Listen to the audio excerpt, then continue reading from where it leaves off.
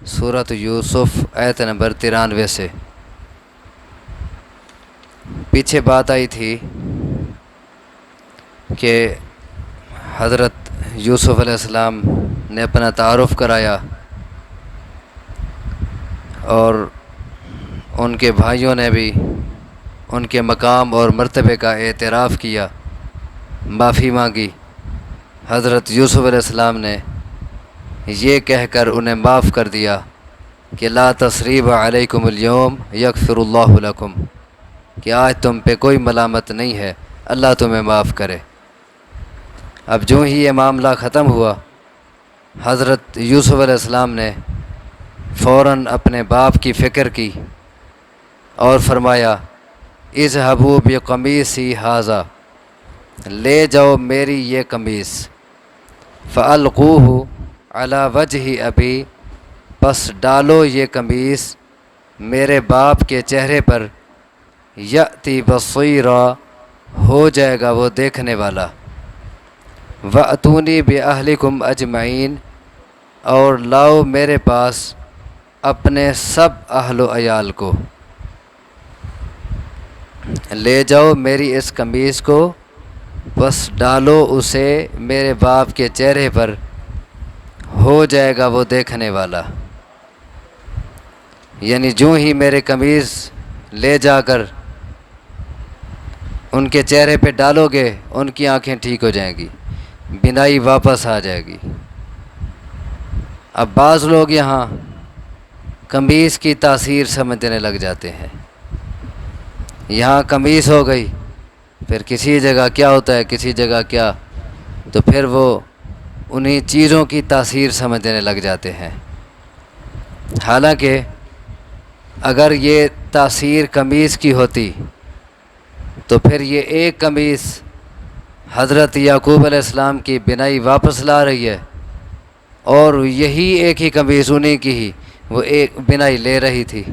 کیا خیال ہے آپ کا؟ ایک قمیص اسی یوسف کی جب پیش کی گئی تھی حضرت یعقوب علیہ السلام کے سامنے، وہ جو خون سے لت پت تھی، کہا گیا تھا کہ یہ قمیص ہے اور اسے تو بھیڑیا کھا گیا ہے، تو حضرت یعقوب علیہ السلام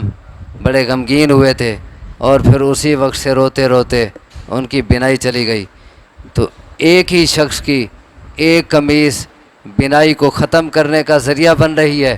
اور اسی کی دوسری قمیص وہ بینائی واپس لا رہی ہے، تو پھر تاثیر قمیص کی تو نہ ہوئی، پھر تو پیچھے معاملہ اور ہوا۔ اصل یہ معجزانہ طور پر تھا، یہ اللہ کی طرف سے نبیوں کے معجزے ہوتے ہیں، اور یہ اللہ کے عطا کردہ ہوتے ہیں۔ جب اللہ چاہتا ہے تب معجزہ اللہ کی مرضی سے، اسی کے اذن سے صادر ہوتا ہے۔ جیسا کہ وہ انہوں نے کہا تھا حضرت عیسیٰ علیہ السلام نے کہ میں ہاتھ پھیرتا ہوں اور اللہ کے اذن سے مادر زاد اندھا ٹھیک ہو جاتا ہے، اور برس کی بیماری والا صحت یاب ہوتا ہے، اور مردہ زندہ ہو جاتا ہے۔ وہاں وہ کیا فرما رہے ہیں؟ بِإِذْنِ اللہ، اللہ کے اذن سے یہ سارا کام ہوتا ہے۔ تو یہ جو نبیوں کے معجزات، مختلف نبیوں کے مختلف معجزات سامنے آتے ہیں، یہ محض اللہ تبارک و تعالیٰ کی مرضی اور اس کی مشیت اور اس کی قدرت سے ہوتے ہیں۔ یہ چیز کی اپنی کوئی تاثیر نہیں ہوتی، اور نہ ہی نبی کا اپنا اس میں اختیار ہوتا ہے۔ تو یہ محض ایک معجزہ تھا۔ اذهبوا بقمیصی ھذا، لے جاؤ میری یہ قمیص، فالقوہ علی وجہ ابی، بس ڈال دو وہ میرے باپ کے چہرے پر، یأتی بصیرا، ہو جائے گا وہ دیکھنے والا، وأتونی بأہلکم اجمعین، اور لاؤ میرے پاس اپنے سب اہل و عیال کو، یعنی آئندہ جب آؤ تو اپنے پورے خاندان کو، سب اہل و عیال کو یہیں مصر میں لے آنا ہے۔ ولما فصلت العیر، اور جب جدا ہوا قافلہ، کہاں سے؟ مصر سے۔ جب یہ قافلہ یوسف علیہ السلام کے بھائیوں کا ان کی قمیص لے کر کنعان کی طرف، یعقوب علیہ السلام کی طرف روانہ ہوا، قال ابوہم، تو کہا ان کے باپ نے، انی لاجد ریح یوسف، بے شک میں البتہ پا رہا ہوں خوشبو یوسف کی۔ ادھر سے ہزاروں میل کا یا سینکڑوں میل کا سفر ہے، ادھر سے یہ قمیص لے کے ابھی چلے ہیں، اور ادھر یعقوب علیہ السلام کہہ رہے ہیں کہ آج مجھے یوسف کی خوشبو آ رہی ہے،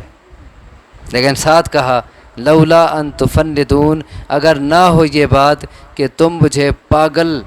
تم مجھے بیوقوف قرار دو گے، تم مجھے بیوقوف سمجھو گے، تم کہو گے یہ پاگل ہے،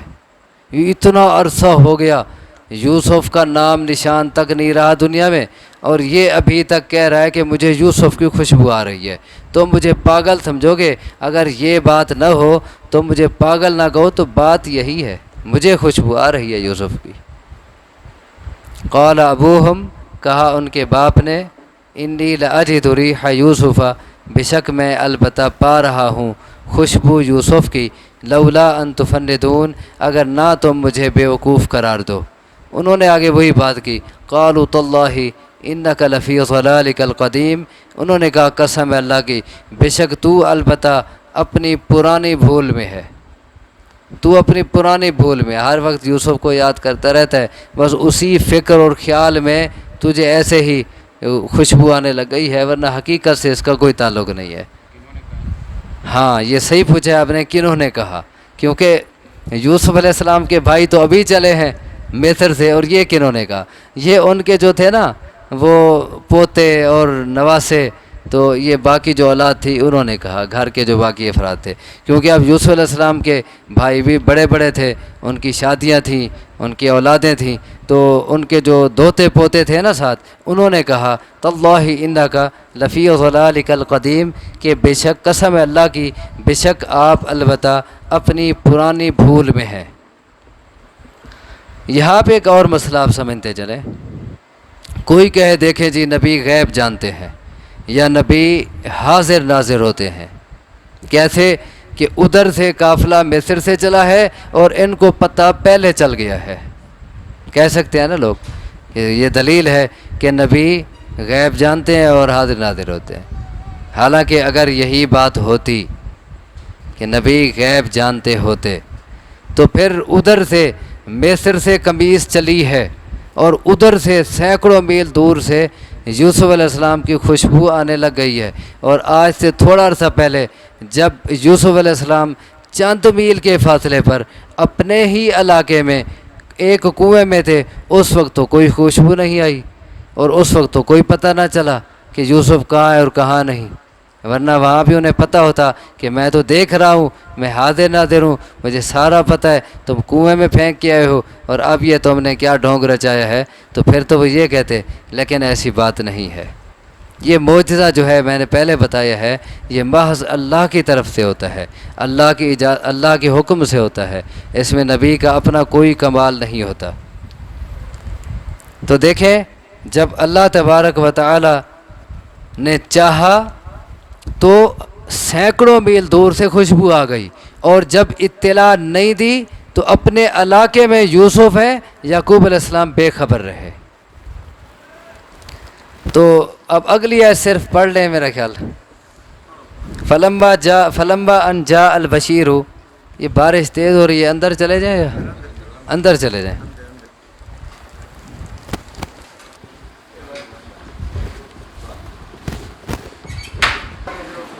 یا اگلی آیت پڑھ گئی تھی صرف ایک گال پوری تھی ویسی کمی تھا لی وال جرا بعد پڑھ سوں انشاءاللہ۔ اچھا دیکھیں، فلما ان جاء البشیر، پس جب آ گیا خوشخبری دینے والا، خوشخبری دینے والا یعنی جو قمیص لے کے آیا، خوشخبری لایا، بس جب آ گیا خوشخبری دینے والا، القاہ علی وجہہ، اچھا کہتے مفسرین کہتے ہیں کہ یہ وہی تھا جو پہلے خون آلود قمیص لایا تھا، یہ خوشخبری دینے والا وہی بیٹا تھا ان کا جو پہلے خون آلود قمیص لایا تھا، پریشان کیا تھا، اب وہی یہ قمیص لایا اور خوش کیا۔ بس جب آ گیا خوشخبری دینے والا، القاہ علی وجہہ، تو اس نے ڈالا اس قمیص کو ان کے چہرے پر، فرتد بصیرا، بس ہو گئے وہ دیکھنے والے، جو ہی قمیص ان کے چہرے پہ ڈالی ان کی نگاہ بالکل ٹھیک ہو گئی اور بینائی واپس آ گئی۔ قال الم اقل لکم، تو انہوں نے کہا کیا نہیں کہا تھا میں نے تم سے انی اعلم کہ بے شک میں جانتا ہوں من اللہ اللہ کی طرف سے ما لا تعلمون وہ بات جو تم نہیں جانتے،